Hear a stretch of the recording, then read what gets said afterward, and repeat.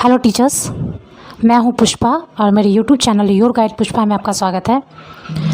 Unit 4 जो प्रधान शिक्षक की तैयारी के क्रम में डीएलएड का जो पोर्शन है उसमें यूनिट 4 का पहला चैप्टर जो है वो है हमारा ईसीसीई की आवश्यकता एवं महत्व। तो पहले हम लोग जान लेंगे कि ईसीसीई होता क्या है। तो यहाँ जैसा कि बोर्ड पे देख रहे हैं, ईसीसीई का फुल फॉर्म होता है early childhood care and education.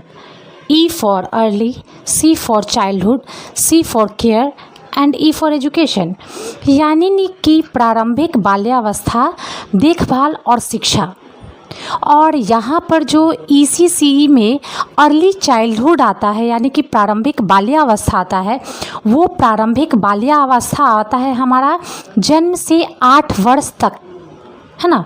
जन्म से 8 वर्ष तक बच्चों का विकास कैसे किया जाए, किस प्रकार उनको सिखाया जाए, इसके बारे में ये बताता है ईसीसीई।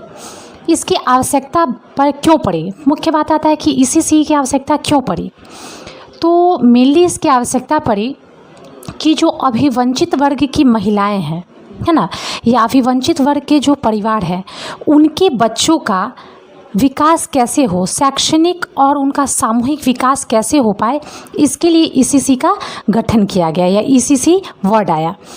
तो इसकी आवश्यकता क्यों हुई, इसको हम पॉइंट वाइज में देखते हैं। तो पहला पॉइंट आता है कि 3 वर्ष से कम आयु के बच्चों की वृद्धि, बौद्धिक एवं सर्वांगीण विकास के लिए शुद्ध पौष्टिक खाना, स्वच्छ एवं जोखिम रहित वातावरण, प्यार एवं आदर और बड़े बुजुर्गों के साथ बातचीत जरूरी है।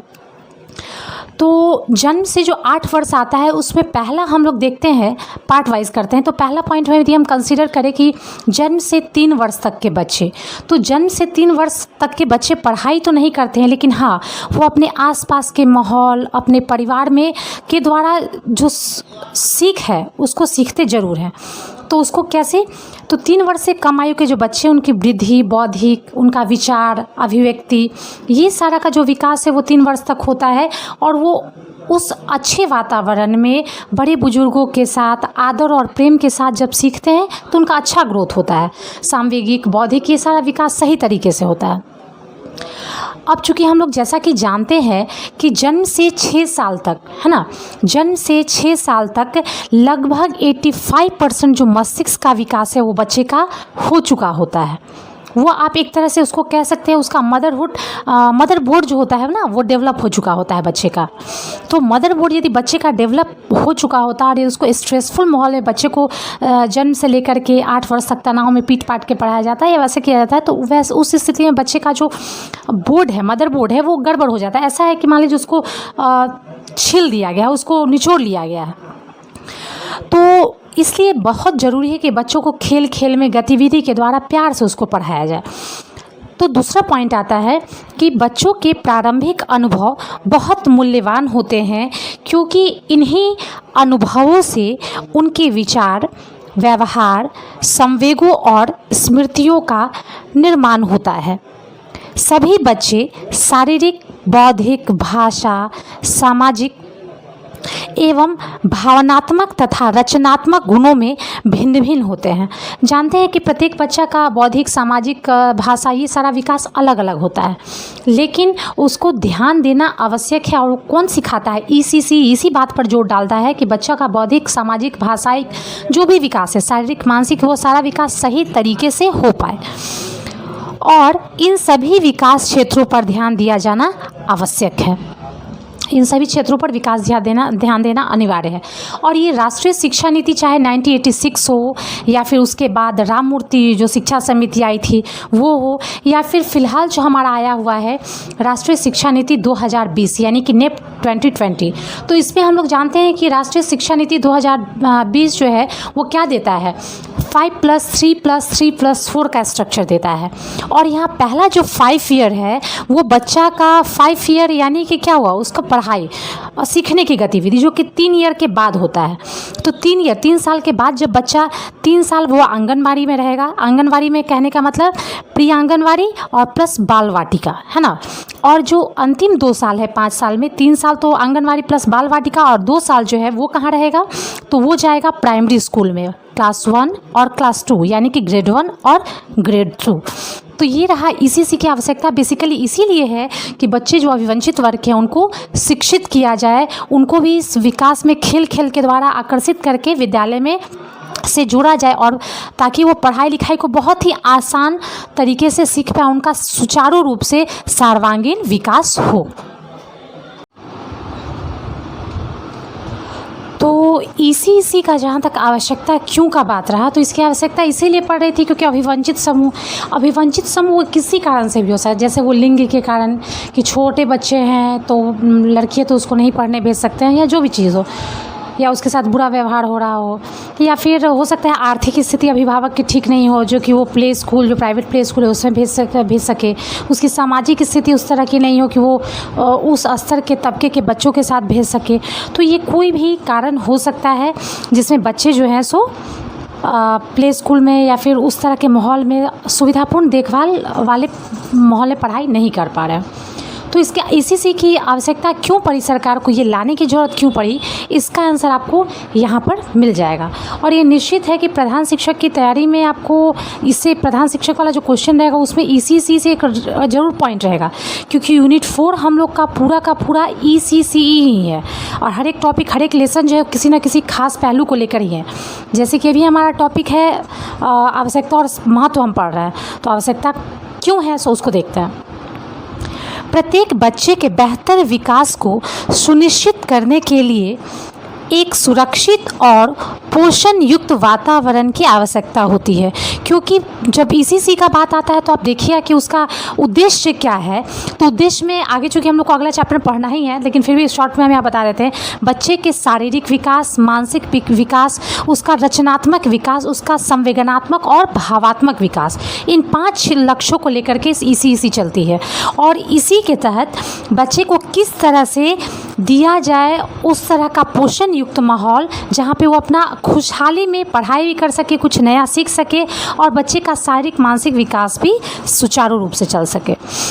तो कुछ परिवार लिंग, सामाजिक पहचान, विकलांगता, जैसे विकलांग बच्चे भी होंगे तो अभिभावक सोचते हैं कि दूर दराज कहाँ पर बच्चा को भेजें, उसको पढ़ाने का क्या ज़रूरत है।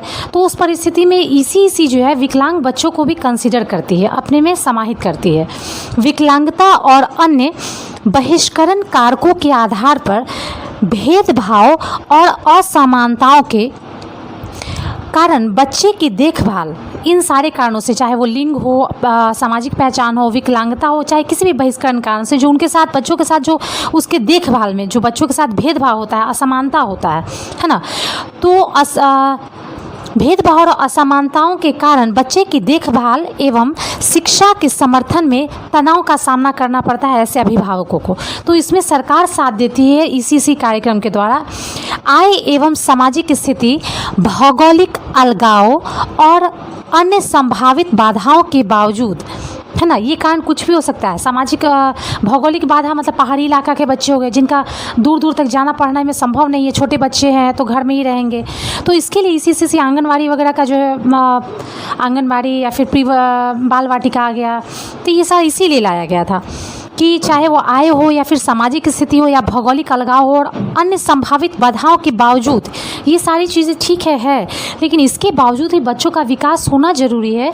तो सरकार क्या करती है, सभी बच्चों के सर्वांगीण और खुशहाल विकास के लिए समावेशी अपने आप में एक बहुत इंपॉर्टेंट टर्म है, एक चैप्टर भी है, इंक्लूसिव एजुकेशन। इंक्लूसिव एजुकेशन क्या कहलाता है, तो वैसा शिक्षा जिसमें बच्चे जो है सो विशेष आवश्यकता वाले बच्चे हो गए हैं, जो विकलांग है वैसे बच्चों को सामान्य बच्चों के साथ मिला करके जो पढ़ाने की प्रक्रिया वो समावेशी शिक्षा कहलाता है ना। सामान्य धारा में जोड़ने की प्रक्रिया विकलांग बच्चों के साथ या किसी भी तरह से लिंग भेदभाव के कारण जो भी बच्चे प्रभावित हो तो उन सबको एक साथ मिला करके करने की प्रक्रिया। तो इसी से जो है समावेशी और न्याय संगत अवसरों का अधिकार ईसीसी द्वारा सरकार पूर्ण कराती है। तो तो ये सारा चीज़ हमारा रहा कि आवश्यकता क्यों होती है, आखिर ईसीसी की आवश्यकता क्यों पड़ी सरकार को लाने के लिए। सारा ये चीज़ क्लियर दिया हुआ है कि इन कारणों से ईसीसी की आवश्यकता सरकार को पड़ी लाने के लिए। अब हम लोग देखेंगे कि ईसीसी का महत्व क्या है ना। उम्मीद है कि आपको बहुत अच्छे से समझ में आ रहा होगा। ईसीसीई की आवश्यकता क्यों पड़ी हम लोग देख चुके हैं। अब ईसीसीई का महत्व क्या है, किस लिए ईसीसीई को रहना चाहिए या क्या फ़ायदा है उसका। तो ईसीसी का पहला जो पॉइंट उसके बेनिफिट का आता है, उसके महत्व का आता है, वो है प्रारंभिक बचपन उल्लेखनीय विकास का समय होता है जिसमें मस्तिष्क का विकास अपने चरम पर होता है। बता ही चुके हैं पूर्व में भी कि जन्म से लेकर के 8 वर्ष तक जो बच्चे का विकास है वो सबसे ज़्यादा होता है और लगभग 85% मस्तिष्क का विकास 6 साल तक हो जाता है। दूसरा पॉइंट, एक बच्चे के संचयी मस्तिष्क का विकास का 85% से अधिक 6 वर्ष की आयु से पहले होता है, जो स्वस्थ मस्तिष्क विकास और विकास के लिए बच्चे के प्रारंभिक वर्षों में उचित देखभाल और मस्तिष्क की उत्तेजना के महत्वपूर्ण महत्व को दर्शाता है। थर्ड पॉइंट आता है, इसीलिए यह अत्यंत महत्वपूर्ण है कि प्रत्येक बच्चे की गुणवत्ता प्रारंभिक बचपन देखभाल और शिक्षा तक पहुँच हो, है ना।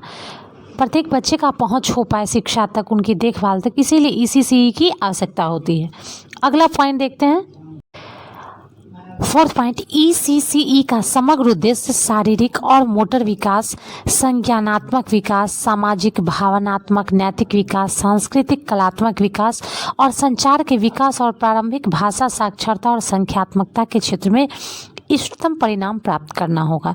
तो ईसीसी का उद्देश्य क्या है, इसी एक पॉइंट में आ गया। ईसीसी का उद्देश्य क्या है कि बच्चे का शारीरिक विकास हो, संज्ञानात्मक विकास हो, सामाजिक विकास हो, नैतिक विकास हो, भावनात्मक विकास हो, सांस्कृतिक हो या कलात्मक विकास हो या संचार के संबंध में उसका विकास हो या साक्षरता के संबंध में। तो ये सब जो है ईसीसी के द्वारा परिणाम को प्राप्त किया जा सकता है। अगला पॉइंट आता है फिफ्थ नंबर, इसमें सामाजिक क्षमता, संवेदनशीलता, अच्छा व्यवहार, शिष्टाचार, नैतिकता, व्यक्तिगत और सार्वजनिक स्वच्छता, टीम वर्क और सहयोग विकसित करने पर ध्यान देना भी शामिल है। अगला, ये वर्ष उसके सीखने और समग्र विकास की नींव रखते हैं। नेक्स्ट पॉइंट, बच्चे प्राथमिक विद्यालय के लिए बेहतर तरीके से तैयार होंगे और शिक्षा के बेहतर परिणामों तक पहुंचेंगे। अब ईसीसी के द्वारा बच्चे का देखभाल यदि अच्छे से होता है, खान पान होता है, तो बच्चा पढ़ाई मन से प्राथमिक विद्यालय में जब प्रवेश करेगा तो वो अच्छे से पढ़ाई कर पाएगा। तो ये चीज़ कहा गया कि प्राथमिक विद्यालय के बेहतर तरीके से वो पढ़ाई कर पाएंगे जब ईसीसी के द्वारा बच्चे पढ़े हुए हैं। तो गुणवत्ता ईसीसीई पुनरावृत्ति और ड्रॉप आउट दरों को कम करने में भी मदद करता है। अब ये बात क्लियर है कि बच्चे को यदि पढ़ाई समझ में आ रहा है, उसको खाना पीना भी मिल रहा है, तो बच्चा विद्यालय हर दिन आएगा, तो ड्रॉप आउट का दर कम हो जाएगा, यानी छीजन दर कम हो जाएगा बच्चे का। बच्चे जो है जो आंगनवाड़ी में और बाल वाटिका में जो पढ़ाई किया उसका पुनरावृत्ति हो जाता है और एक तरह से कहें कि ड्रॉप आउट जो दर है बच्चों का वो कम हो जाता है। अगला आता है, कमज़ोर समूह के बच्चों में सकारात्मक परिणाम और भी अधिक स्पष्ट है। कमज़ोर समूह का बच्चा मतलब कि जो आर्थिक रूप से सामाजिक रूप से कमज़ोर है, उनके बच्चों में एक सकारात्मक परिणाम लाता है कि हाँ वो पढ़ाई की तरफ अपना रुझान कर पाते हैं और उनका पौष्टिक खाना भी मिल जाता है, संतुलित आहार भी प्राप्त हो जाता है। अगला आता है, यह मानव संसाधन विकास, लैंगिक समानता और सामाजिक एकता को बढ़ावा देने और बाद के उपचारात्मक कार्यक्रमों की लागत को कम करने में मदद करता है। बाद में मान लीजिए कि यदि बच्चा किसी नौकरी में नहीं जाता है तो सरकार उसको किसी न किसी तरह से मदद करती है, तो वैसा मदद न करके यदि बच्चा को शुरुआती दौर में यदि पढ़ाई ढंग से उसको यदि भोजन, शारीरिक मानसिक विकास इसी के तहत प्राप्त हो जाता है, तो वो फिर सरकार के लिए आगे के लिए बोझ नहीं बन पाता और लागत सरकार को कम लगती है। 23 देशों में से 56 अध्ययनों के अवलोकन में स्वास्थ्य, शिक्षा और संज्ञानात्मक क्षमता और भावनात्मक विकास पर प्रभाव पाया गया है। तो ये रहा हमारा शिक्षा का ईसीसी का जो महत्व है, वो संज्ञानात्मक और भावनात्मक विकास पर प्रभाव पड़ता है बच्चे के, उनके स्वास्थ्य और शिक्षा में परिवर्तन लाता है तो ये चीज़ रहा ईसीसी का महत्व। तो आप मिलते हैं नेक्स्ट क्लास में अगले वीडियो के साथ यूनिट 4 का लेसन सेकंड, जो इसी CE से संबंधित रहेगा, लेकिन उसका कुछ और पॉइंट जो है इम्पोर्टेंट पॉइंट वो आपको बताया जाएगा। तो जुड़े रहिए मेरे YouTube channel your guide Pushpa से। धन्यवाद।